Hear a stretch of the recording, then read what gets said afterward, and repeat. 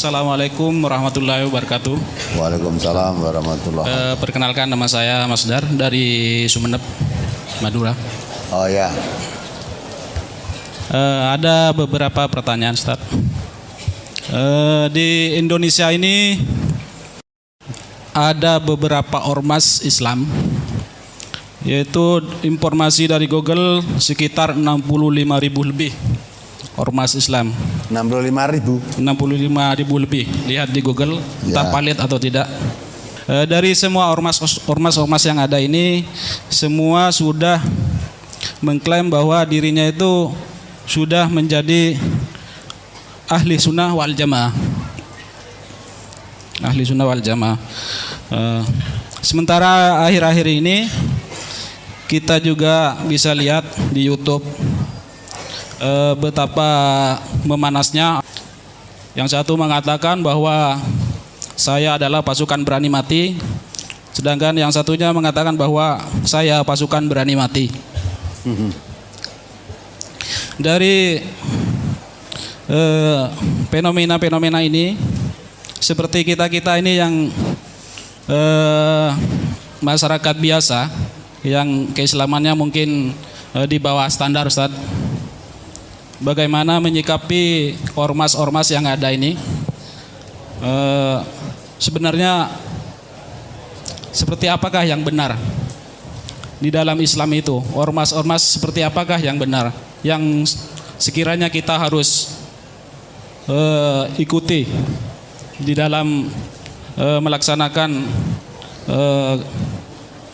mungkin tuntunan yang benar di dalam Islam? Itu pertanyaan pertama.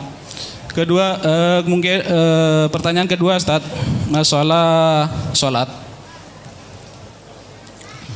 Sebenarnya sholat itu, sholat yang kita kerjakan tiap hari itu untuk siapa, Ustaz? Maaf, mungkin agak nyeleneh nih.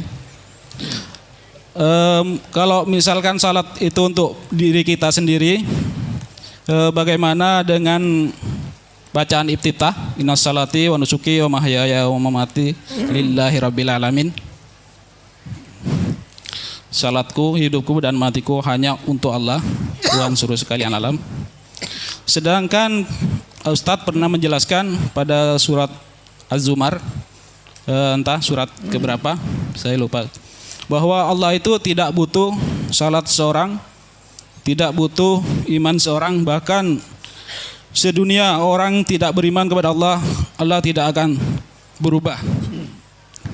Begitu, Ustaz. Kemudian pertanyaan ketiga, Ustaz.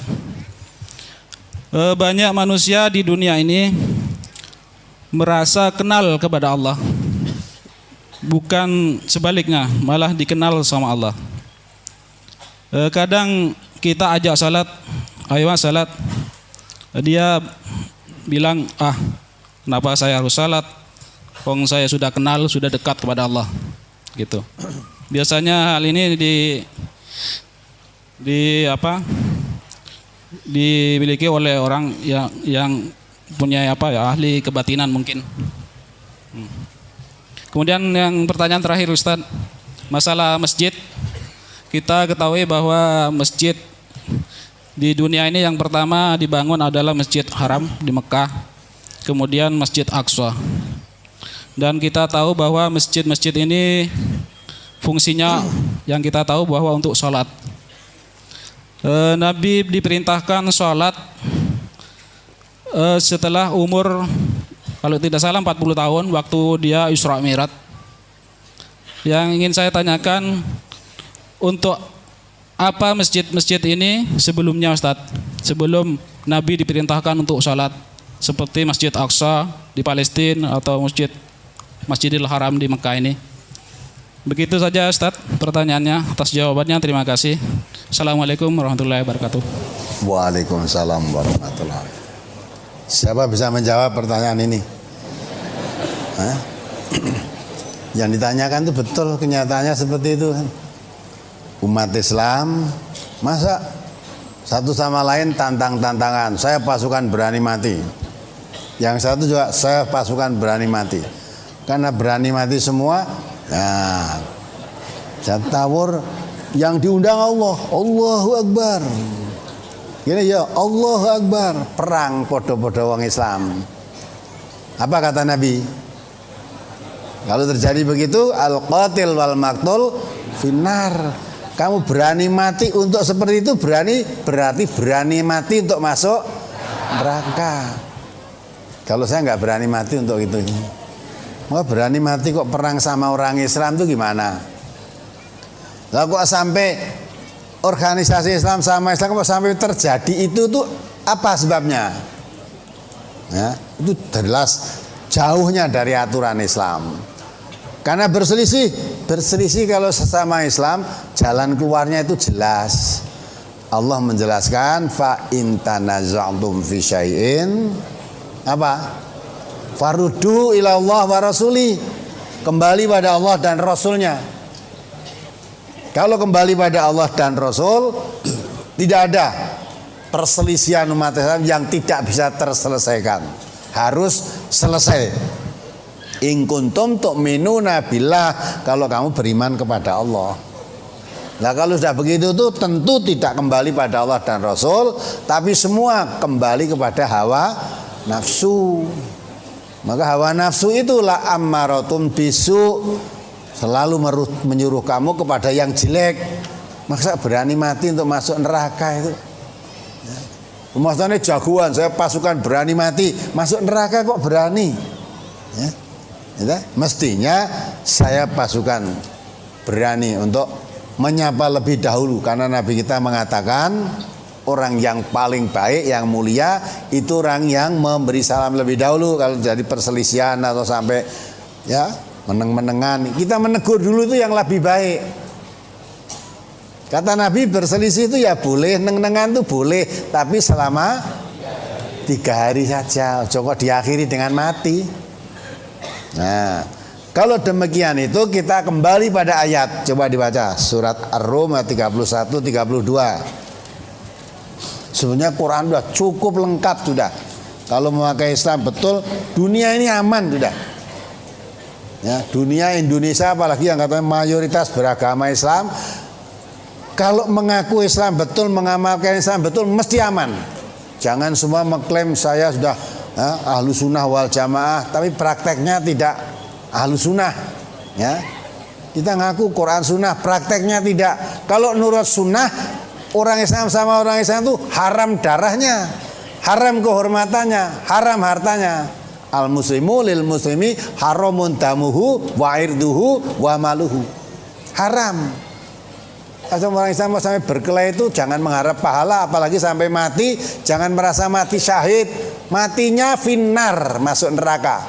Itu kata Nabi.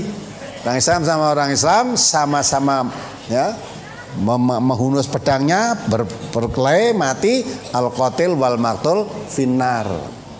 Merendahkan orang Islam saja kata Nabi itu sejahat-jahat manusia kok. Ya dah. Itu orang yang paling jahat itu orang yang menghina saudaranya. Bihasbi mri'in minasyarri ayyaqira akhul muslim. Cukup orang itu menjadi jahat kalau dia menghina, merendahkan saudaranya sesama muslim. Nah, maka menjadi penjahat kok senang. Nah, apalagi sampai berani mati untuk perang sesama muslim. Nah, itu calon masuk neraka kok berani. Apa dianggap kamu jagoan gitu? Enggak, kasihan gitu itu. Kasihan. Maka dibaca ayatnya. Surat Ar-Rum nomor surat 30 ayat 31 dan 32. Munibina ilaihi wattaquhu wa aqimus salata wa la takunu minal musyrikin minal ladzina farraqu dinahum wa kanu syi'a kullu hizbin bima ladaihim farihun. Dengan kembali bertobat kepadanya dan bertakwalah kepadanya serta dirikanlah sholat, dan janganlah kamu termasuk orang-orang yang mempersekutukan Allah. Ya, ini ya, perhatikan ayat ini. Jangan kamu termasuk orang yang musyrik, mempersekutukan Allah. Siapa yang dimaksud orang musyrik di sini? Terus ayat lanjutannya. Yaitu orang-orang yang memecah belah agama mereka dan mereka menjadi beberapa golongan. tiap-tiap golongan merasa bangga dengan apa yang ada pada golongan mereka. Itu kan orang musyrik.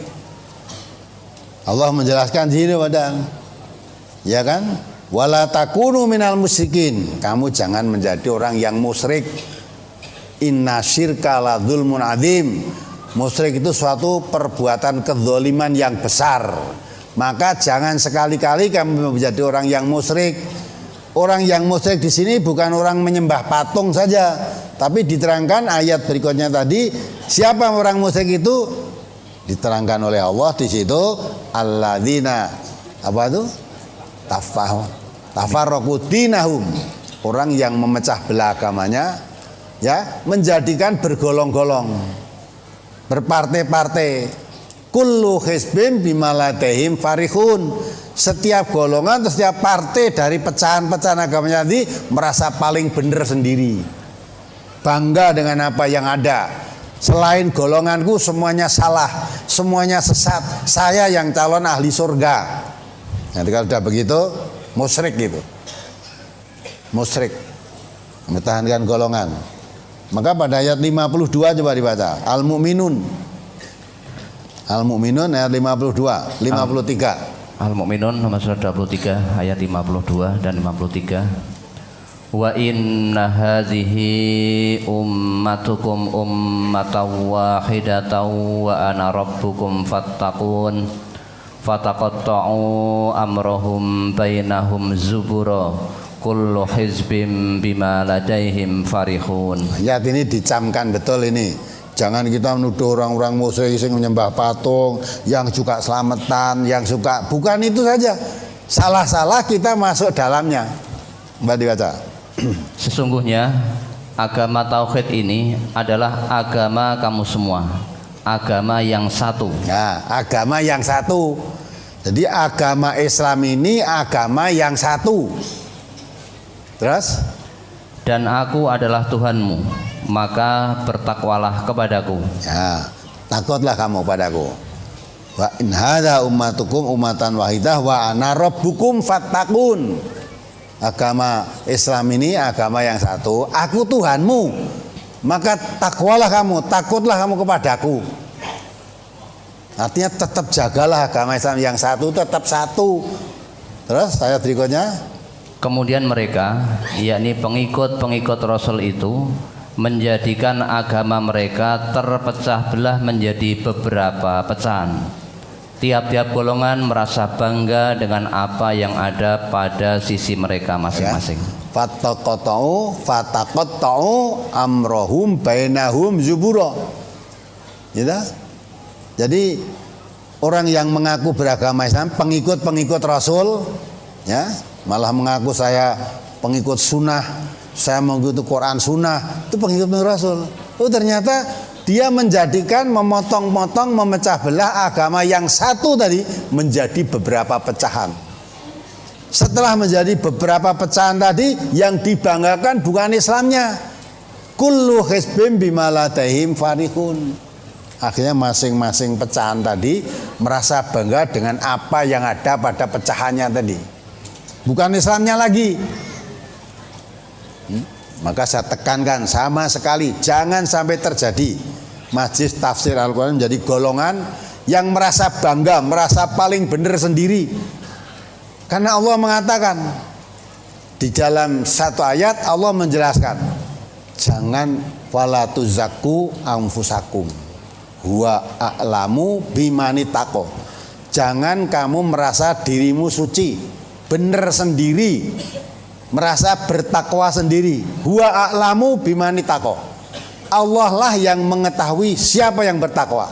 Jangan merasa kamu yang bertakwa paling benar cara beragama, yang lain-lain selain golonganmu salah, selain golonganmu sesat.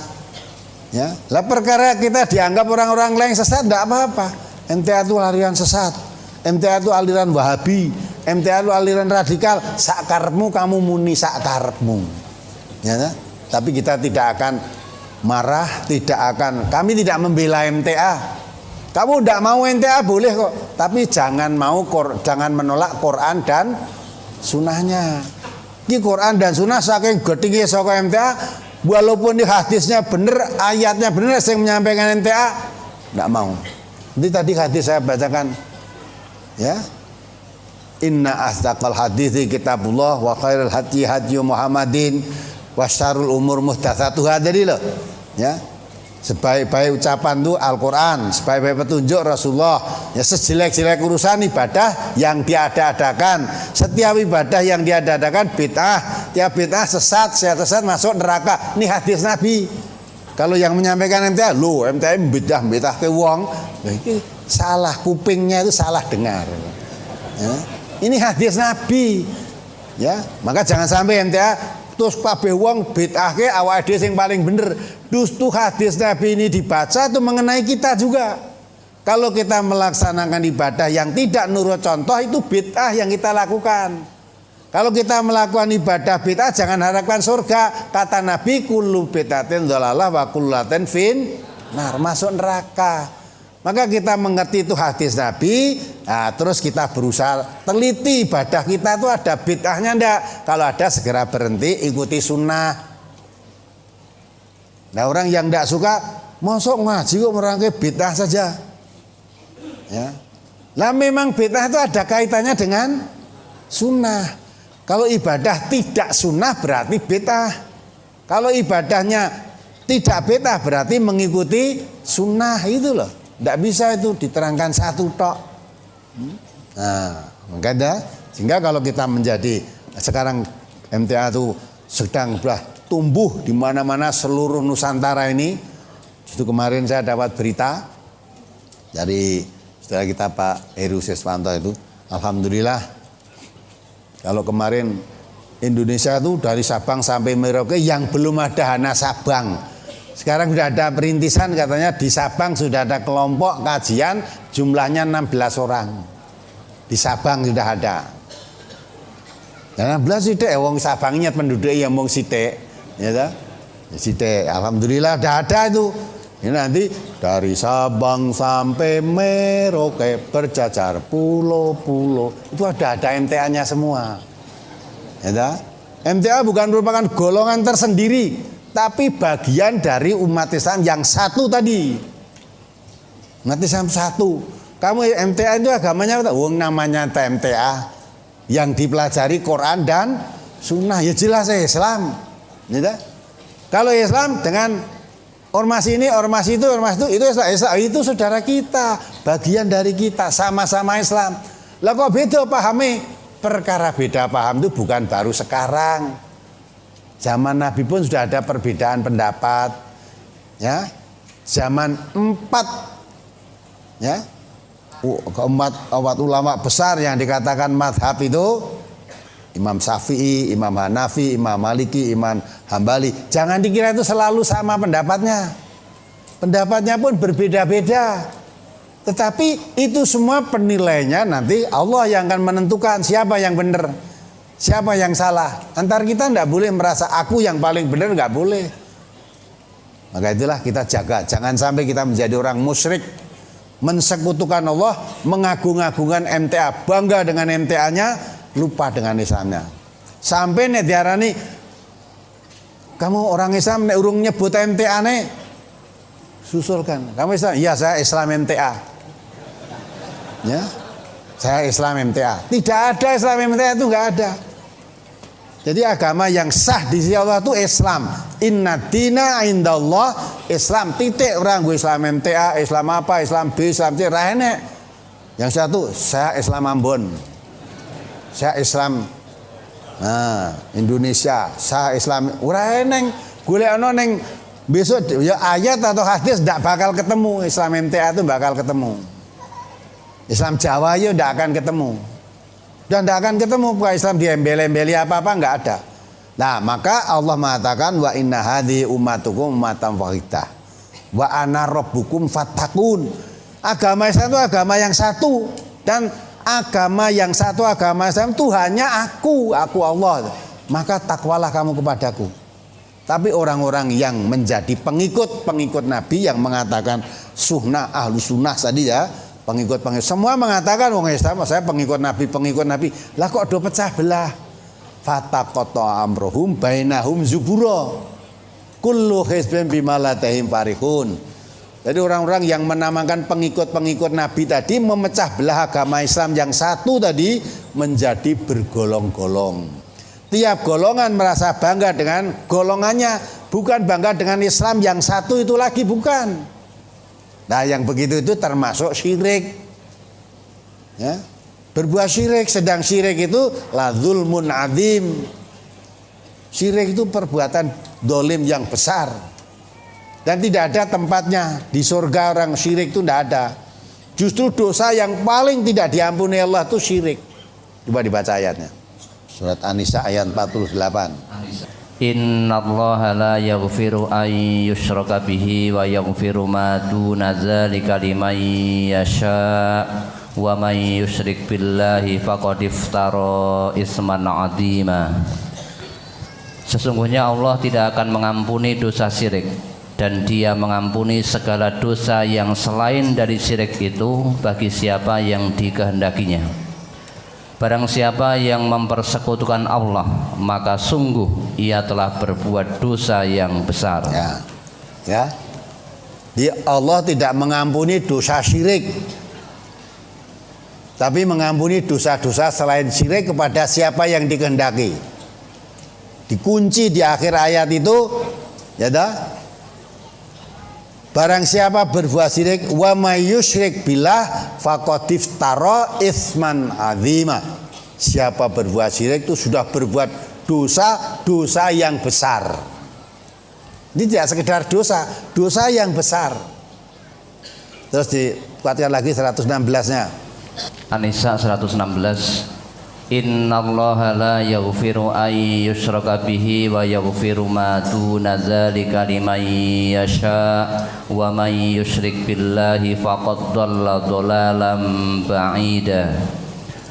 Sesungguhnya Allah tidak mengampuni dosa mempersekutukan sesuatu dengan Dia, dan Dia mengampuni dosa yang selain dari syirik itu bagi siapa yang dikehendakinya. Barang siapa yang mempersekutukan sesuatu dengan Allah, maka sesungguhnya ia telah tersesat sejauh-jauhnya. Sama kan? Hanya akhir ayatnya aja yang berbeda, tapi isinya sama, tidak mengampuni dosa syirik. Yang ayat 48 tadi, barang siapa berbuat syirik, sungguh dia telah berbuat dosa yang besar. Kalau ayat 116, wa may yusyrik billah faqad dhalla dhalalan ba'ida. Siapa berbuat syirik, dia telah berbuat sesat yang jauh. Sesat sejauh-jauhnya. Nah, maka Allah tidak mengampuni dosanya. Tidak mengampuni dosanya, lah amal baiknya bagaimana? Dibaca surat Al-An'am ayat 88. Surat Al-An'am ayat 88, surat ke-6.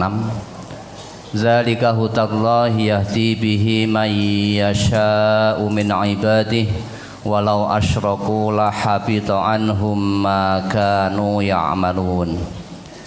Itulah petunjuk Allah yang dengannya Dia memberi petunjuk kepada siapa yang dikehendakinya di antara hamba-hambanya.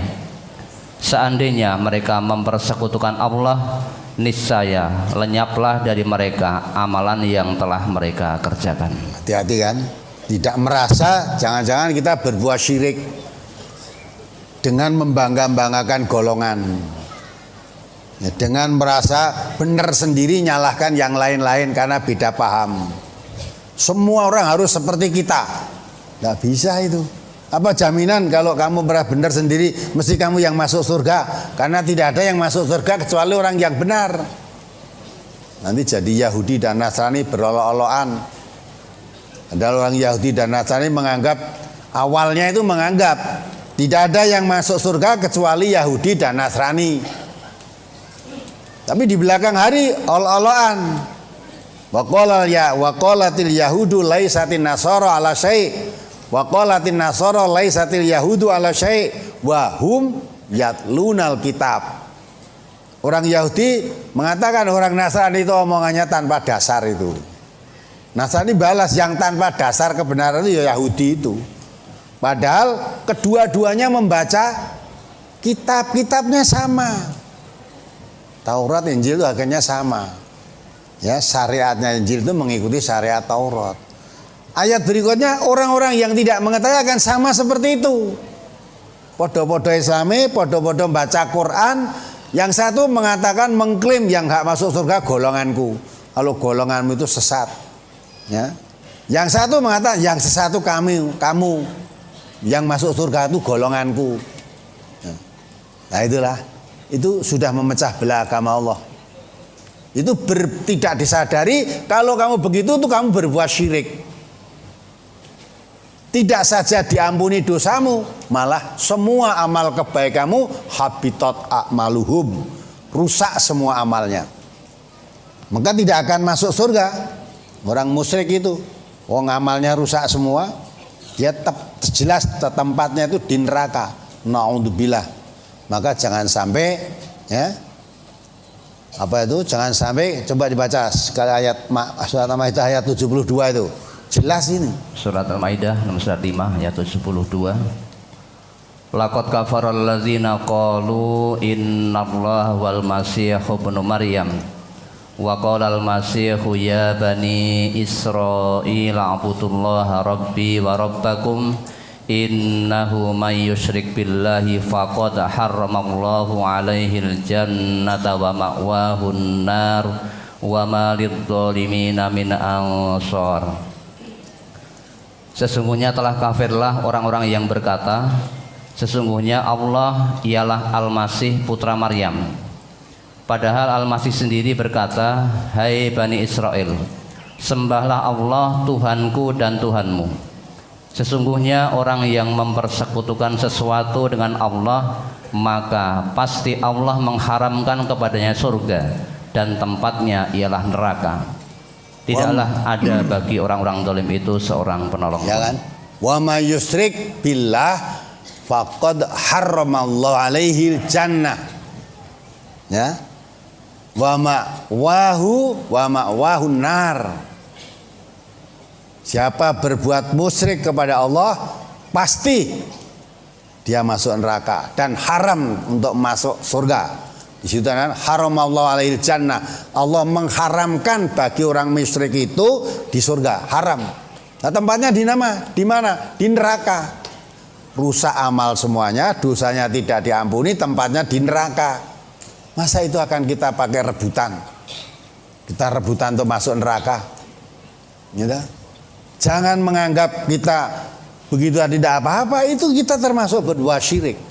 Jadi orang musyrik itu bukan orang yang menyembah patung, ya, percaya hari baik, termasuk gagak menyelamatkan, gagak ngabari bahaya. Bukan hanya itu saja, termasuk ternyata orang-orang yang mengatakan diri yang jadi pengikut Rasulullah SAW itu pun bisa terjebak ke dalam syirik kalau kamu menjadikan agama Allah yang satu ini kamu jadikan berpecah belah, menjadi bergolong-golong. Setiap golongan merasa bangga dengan golongannya sendiri, merasa benar sendiri. Selain golongannya salah, selain golongannya sesat, berarti mengabaikan firman Allah, ya, fala tuzakku anfusakum.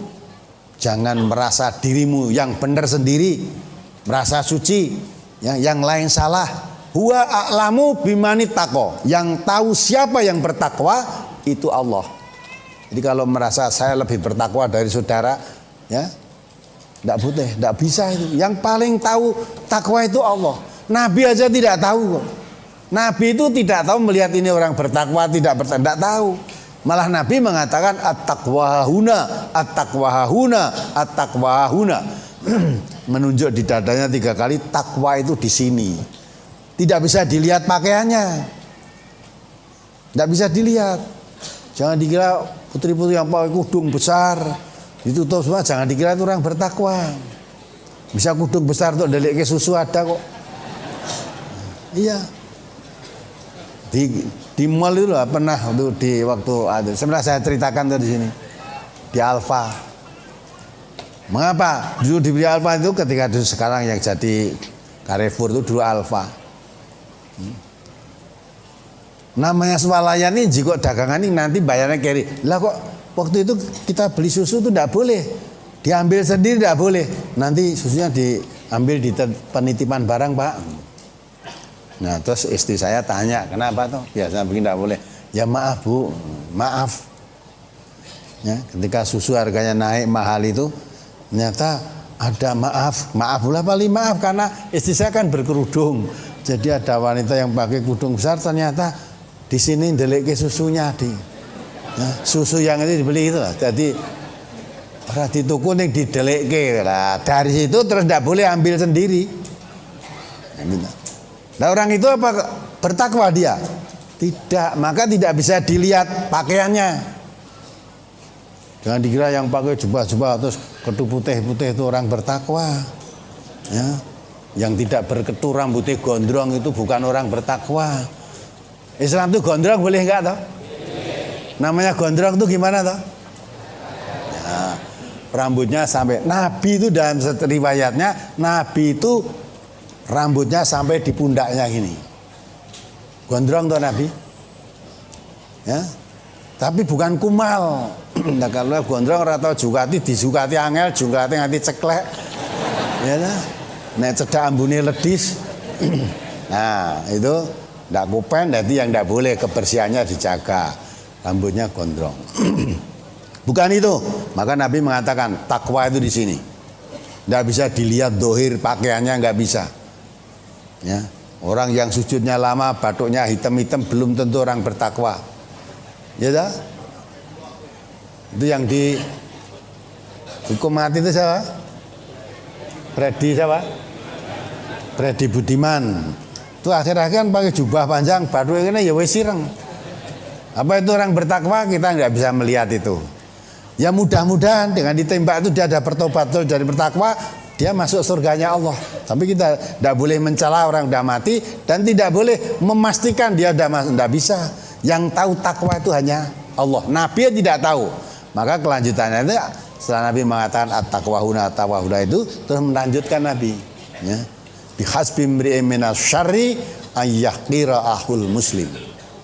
Cukup orang menjadi jahat siapa yang meremehkan, merendahkan saudaranya sesama muslim. Jadi merendahkan sesama muslim itu kejahatan itu. Ya, menganggap dirinya paling benar, yang lain salah, kemusyrikan. Memecah belah agama Islam yang satu, maka orang Islam itu musawah, sesama muslim sama. Golonganmu apa saja sama. Partaimu apa saja, kalau kamu muslim dengan saya saudara saya. Apa partaimu P3, apa partaimu PKB, apa partaimu PDI. Orang yang Islam di PDI ada enggak? Nah, itu saudara kita atau bukan? Saudara kita, bukan orang Islam partainya harus Ka'bah semua, tidak. Ya, PDI juga boleh. Ya. PDI juga boleh. Kalau PKI boleh enggak? Nah, itu kontradiksi. Wong Islam partainya PKI. Ya, Islam itu ketuhanan, dan PKI itu anti Tuhan, tidak orang gaduh itu. Ya. Kalau PDI, P3, ya, PKB, PKS, PAN, apalagi ya partai-partai di Indonesia boleh. Nah, kecuali kalau dulu ada partai Kristen itu, pasti Kristen Indonesia dulu ada kan. Dan orang Islam melebu partai Kristen ini kan ya aneh itu. Nah, alhamdulillah MTA itu tidak berpartai. Ya, tidak partai. Artinya MTA apa? Tidak ada partai. Lah terus semua orang Islam yang ada di partai mana itu saudara kita. Aja beda jaket terus olok-olokan. Ya.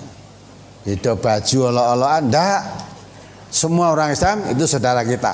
Adapun yang bertakwa apa yang ada di P3 apa yang di PDI yang tahu siapa? Allah. Tidak usah kita bicara. Maka sesama muslim dimanapun juga, partaimu apa, golonganmu apa, al muslimu akhul muslim, saudara kita sama muslim. Tidak boleh kita merendahkan, menganiaya, mendolimi, apalagi sampai berperang. Berperang membela partai itu juga syirik. Supaya paham ini ya. Nah, jika orang masuk itu maka biarkan saja. Kita jangan, yang penting kita memagari diri kita. Jangan sampai kita masuk seperti itu. Nah, untuk memagari itu tidak bisa tanpa Quran dan Sunnah. Setelah kita mempelajari Quran dan Sunnah, ternyata harus bersih dari itu. Tanamkan orang Islam tidak punya musuh sesama Islam, tidak punya musuh. Seluruh umat Islam itu golonganmu apa, partaimu apa, itu saudara kita. Perkara mereka tidak menganggap saudara pada kita, kalau kamu Islam itu kamu saudara saya. Ya, kowe nganggap sedulur aku ora apa-apa, ning aku nganggap kowe sedulurku. Maka saya tidak pernah mendolimi kamu. Perkara kamu sering mendolimi saya, mudah-mudahan Allah memberi hidayah kamu, membuka hatimu. Sadarnya ini saudaraku. Ya, berbuat dolim kepada saudaranya itu suatu kedoliman yang besar. Bisa menjadi musyrik kamu nanti. Ya, ini supaya paham ya. Ya, terus yang udah sholat itu untuk Allah. Ya memang ya, Allah menciptakan manusia itu untuk apa? Wa ma khalaqtul jinna wal insa illa liya'budun. Allah menciptakan kita semua itu bukan untuk apa-apa kecuali untuk beribadah kepada Allah. Beribadah, tunduk patuh kepada Allah. Maka Allah mengajarkan inna sholati, sesungguhnya sholatku, wa nusuki, ibadah nusukku. Sebentar lagi kita akan ibadah nusuk korban nanti. Korban itu ibadah nusuk. Jadi nusuk itu, ibadah nusuk itu bukan sholat, bukan puasa, bukan zakat, bukan haji. Tapi ibadah nusuk itu korban, akikoh, dam, itu ibadah nusuk.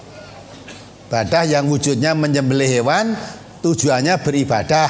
Maka hewan yang disembelih tidak dimakan sendiri dagingnya, dagingnya dibagi-bagikan. Itu ibadah. Untuk apa? Lillah, untuk mengharap ridhonya Allah. Bukan supaya yang saya bagi itu ya nanti kalau saya suruh apa-apa biar nurut. Tidak. Semuanya hanya mengharap balasan dari Allah. Nah, sholati wa nusuki wa mahyaya. Wa mahyaya itu aktivitas hidup. Kamu aktivitas hidup itu untuk apa? Lillah, untuk mengharap ridhonya Allah. Maka karena memang Allah ciptakan manusia itu untuk beribadah, maka aktivitas hidup saya dalam rangka menghambakan diri kepada Allah. Saya datang dari jauh-jauh ngaji di sini supaya diridhoi Allah, mengharap balasan dari Allah. Ya, kita bekerja untuk mencari nafkah anak istri, ya, mengharap ridhonya Allah. Karena tanggung jawab seorang suami memberi nafkah anak dan istrinya menurut kemampuannya. Ya, istri berbuat baik kepada suami bukan supaya suaminya membeli belanja harian ditambah lebih banyak, tapi saya berbuat pada suami karena Allah memerintahkan aku untuk berbuat baik kepada suami. Nabi memerintahkan aku berbuat baik pada suami. Bahkan Nabi mengatakan andai kata manusia boleh sujud pada manusia, istri-istri itu suruh sujud pada suaminya. Maka saya melakukan baik pada suami dalam rangka mentaati Allah dan mentaati Rasulullah. Ya, maka lillah kan. Gitu. Wa mahyaya sampai mati. Mati kita pun kita mengharapkan jangan mati di jalan setan. Allah memerintahkan kita wala tamutunna illa wa antum muslimun, jangan mati kecuali mati dalam berserah diri pada Allah. Maka kita menjadi orang Islam ini dibawa mati. Ya, ya, jadi semua itu untuk mengharap dari Allah. Memang betul. Saya sudah nerangkan itu bukan saya, Quran menerangkan. Kalau kamu disuruh menghambakan diri pada Allah tidak mau, menjadi orang iman tidak mau, memang Allah tidak butuh imanmu. Ya. Allah tidak butuhkan imanmu. Tetapi kalau kamu mendapat hidayah dengan Al-Quran, kamu menjadi orang iman, manfaatnya dan surat Az-Zumar 41 tadi, fali nafsihi. Kamu menjadi orang iman itu manfaat untuk kamu, bukan manfaat untuk Allah, bukan. Kalau kamu menjadi orang kafir, saya katakan sedunia ini kafir semua, tidak merugikan Allah, tapi yang rugi kamu sendiri. Kafir itu yang rugi, merugikan kamu sendiri. Kalau kamu berbuat syirik, mensekutukan Allah dengan yang lain, bukan Allah merosot derajatnya, kamu akan masuk neraka, nerakanya Allah. Ya, kalau kamu mensekutukan Allah, masukkan ke dalam neraka. Tapi kalau taat kepada Allah, beriman dan beramal soleh, dijamin oleh Allah masuk surganya Allah. Itu maksudnya inna sholati wa nusuki wa mahyaya wa mamati lillahi rabbil alamin, itu tidak ingin penilaian manusia, hanya mengharap penilaian Allah. Maka kalau sudah melaksanakan perintah Allah, boleh manusia senang, boleh manusia tidak senang. Boleh manusia mencela, boleh manusia memuji. Tetapi ya, orang yang hanya mengharap ridhonya Allah, dia akan bersikap wala yakhafuna laumata laim, tidak takut dengan celaan-celaan orang yang tidak suka, ya, orang yang suka mencela. Memang orang yang tidak suka itu mencela, tapi tidak takut dengan celaan-celaan itu. Ya, maka MTA itu banyak dicela orang, ya biarkan aja lah. Tidak membalas jelek, tidak membalas mencela, tidak, tapi kita doakan. Mungkin orang-orang yang mencela itu karena tidak tahu, mudah-mudahan Allah memberi hidayah, akhirnya menjadi tahu. Setelah menjadi tahu, ya apa-apa yang mereka lakukan kemarin mudah-mudahan disesali, disadari. Yang kamu dulu memusuhi kami membalas kebalikan dengan kamu, mudah-mudahan akhirnya menjadi sahabat yang setia. Itfa billati hiya ahsan. Idzal ladzi bainaka wa bainahu adawatun ka'annahu waliyun hamim. Balaslah orang yang berbuat jelek kepadamu dengan kebaikan-kebaikan. Dengan demikian mudah-mudahan orang yang tadinya memusuhi kamu akhirnya menjadi sahabat yang setia. Itu tuntunan Quran. Maka tanamkan ngaji di MTA ini tidak punya musuh dengan orang Islam, apapun golonganmu, apapun partaimu, sekalipun kamu sering mencela kami tidak menganggap kamu musuh. Hanya kami anggap kamu orang yang belum tahu. Maka dakwah terus dilancarkan, mudah-mudahan kamu menjadi tahu. Nah, itulah. Itu yang kita tanamkan di sini. Kemudian yang ketiga, orang yang merasa dekat dengan Allah terus tidak sholat, itu orang keblasuk. Ya, Nabi itu yang paling dekat kepada Allah. Sampai sholatnya aja, sampai diingatkan ditegur oleh istrinya, Nabi karena banyaknya sholat itu sampai kakinya bengkak. Istrinya, ya Rasulullah, mengapa engkau sholat sampai kaki-kakinya bengkak, sedang orang yang sudah dijamin masuk surga, dijaga dari dosa, dijamin masuk surga, loh kok sholatnya sampai kaki-kakinya bengkak? Karena banyaknya duduk, sholat, sujud, sampai kakinya bengkak. Apa jawab Nabi? Apakah kamu tidak suka kalau Allah lebih terkenal, lebih mencintai aku? Jadi maksudnya begitu, lebih mendekatkan diri pada Allah supaya Allah lebih mencintai hambanya yang mendekatkan diri pada Allah. Allah itu sangat mencintai hambanya yang berusaha mendekatkan diri pada Allah. Jangan setelah dekat malah tidak sholat. Ini kurang ajar pada Allah ini. Allah itu, Nabi dalam satu hadis qudsinya mengatakan, kalau kamu mendekati Allah sejengkal, Allah menyambut kamu itu sedepa. Kalau kamu mendekati Allah dengan sedepa, Allah menyambut kamu sehasta, menyambut kamu datangmu sehasta, sedepa, lebih banyak lagi. Kalau kamu datang mendekati Allah dengan berjalan kaki, Allah menyambut kedatanganmu dengan lari. Jadi seolah-olah gage-gage ketekan orang yang mendekati Allah, kata Allah seneng banget gitu, seneng banget. Kalau kita kan enggak. Kalau ada orang datang ke rumah, kita walah palingan jauh gue.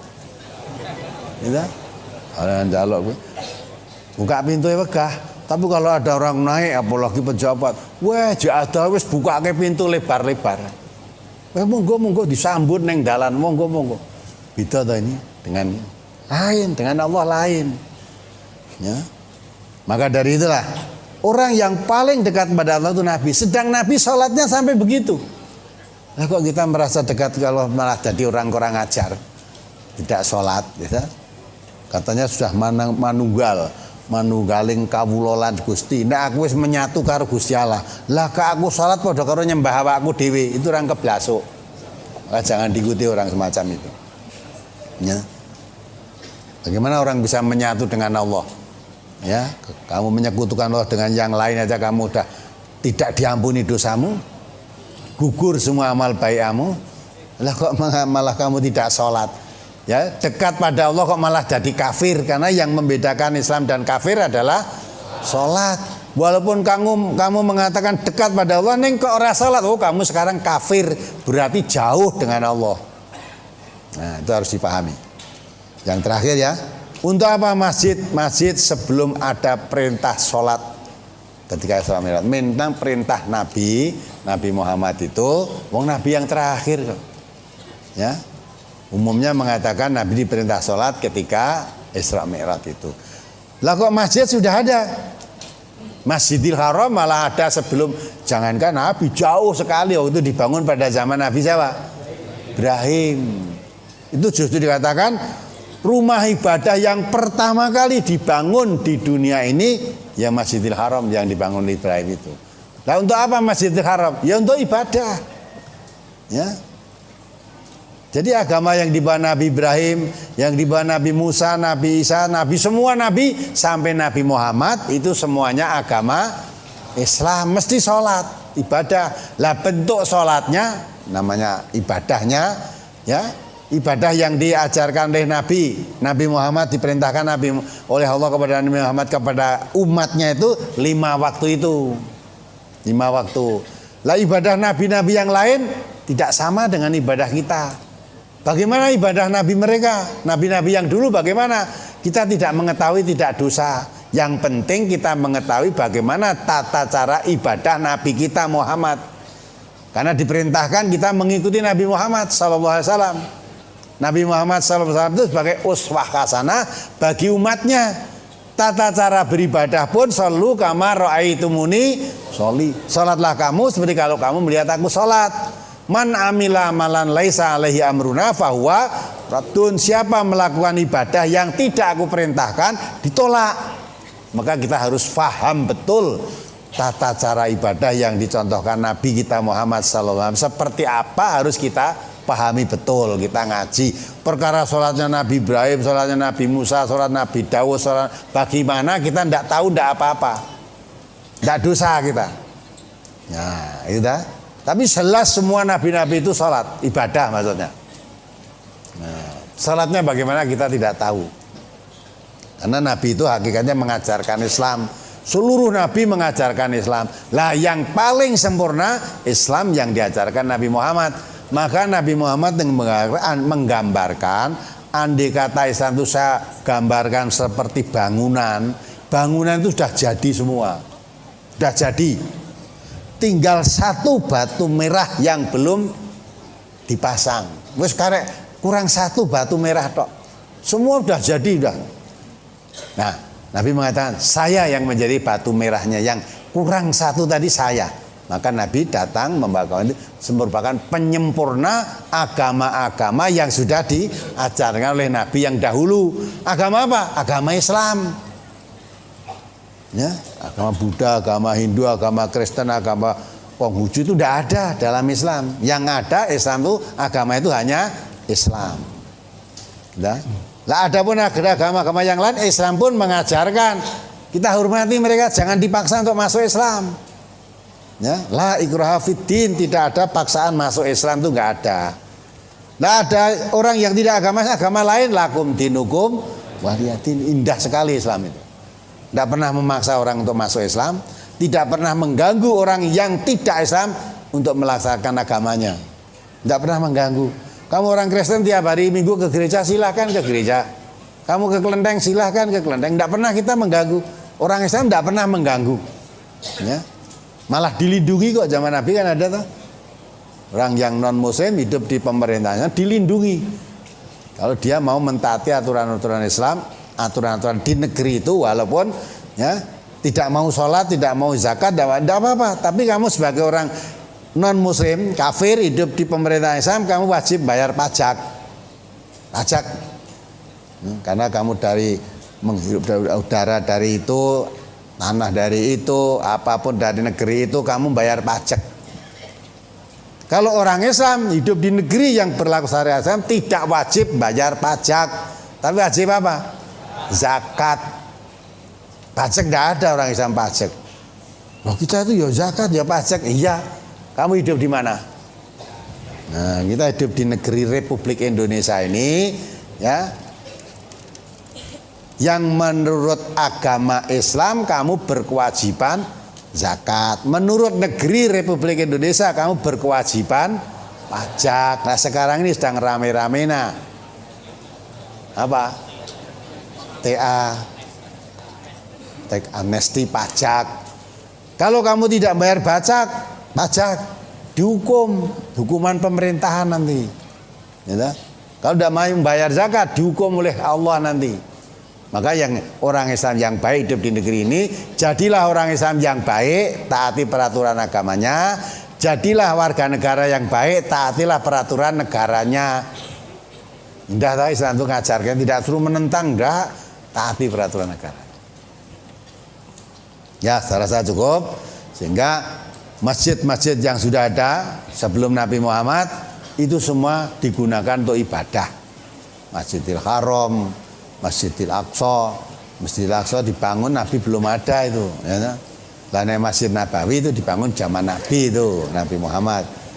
Ya, mudah-mudahan lah kita selalu dituntun oleh Allah ke jalan yang diridhoi, dijauhkan oleh Allah dari pemecah belahan agama, dijauhkan oleh Allah dari kesyirikan yang membangga-banggakan golongan, membangga-banggakan apalagi membanggakan keturunan saja tidak boleh kok. Membangga-banggakan keturunan itu kata Nabi, derajatmu hanya seperti wong pemakan tai, wong breng itu lah. Gue banggakan, wah aku anak ini, aku anaknya ini, bangga-banggakan dengan keturunan. Oh kamu itu cuma seperti derajatmu seperti wong breng, wong pemakan tai itu. Kayak ngono ki lho. Mula aja bangga-banggakan. Semua manusia ciptakan oleh Allah sama. Kue anak kiai, apa anak nabi, apa anak gali, apa anak sama. Kullu mauludin yuladu halal. Itu dilahirkan oleh Allah, diberi modal sama. Beragama tauhid semua. Semuanya sama. Ojo terus membangga-banggakan.